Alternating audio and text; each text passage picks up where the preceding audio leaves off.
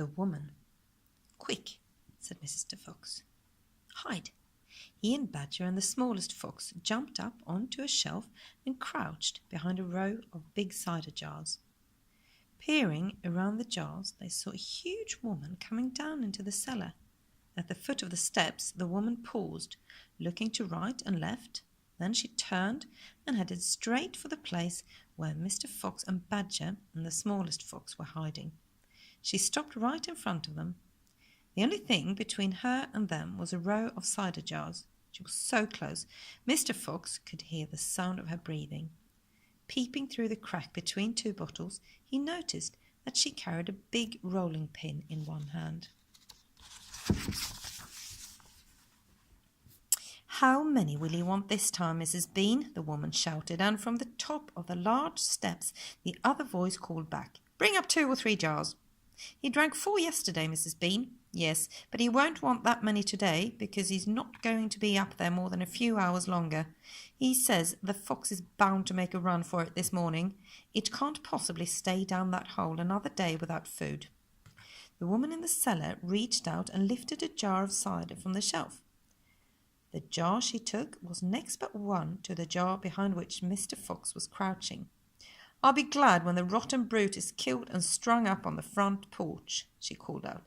"And by the way, Mrs. Bean, your husband promised I could have the tail as a souvenir." "The tail's been all shot to pieces," said the voice from upstairs. "Didn't you know that?" "You mean it's ruined?" "Of course it's ruined. They shot the tail but missed the fox." "Oh, heck," said the woman. "I did so want that tail." "You can have the head instead, Mabel. You can get it stuffed and hang it on your bedroom wall. Hurry up now with that cider." "Yes, ma'am, I'm coming," said the big woman. And she took a second jar from the shelf. "If she takes one more, she'll see us," thought Mr. Fox. He could feel the smallest fox's body pressed tightly against his own, quivering with excitement. "Will 2 be enough, Mrs. Bean, or shall I take 3? "My goodness, Mabel, I don't care so long as you get a move on." "Then 2 it is," said the huge woman, speaking to herself now. "He drinks too much anyway." Carrying a jar in each hand and with the rolling pin tucked under one arm, she walked away across the cellar.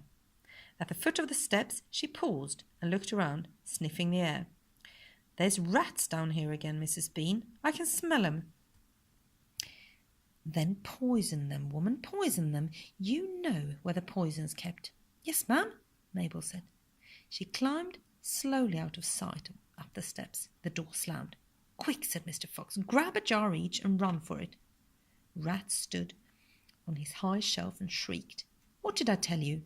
You nearly got nabbed, didn't you? You nearly gave the game away. You keep out of here from now on. I don't want you around. This is my place." "You," said Mr. Fox, "are going to be poisoned." "Poppycock," said Rat.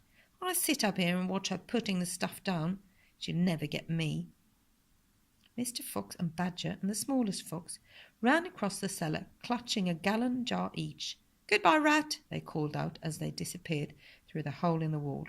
"Thanks for the lovely cider." "Thieves!" shrieked Rat. "Robbers! Bandits! Burglars!"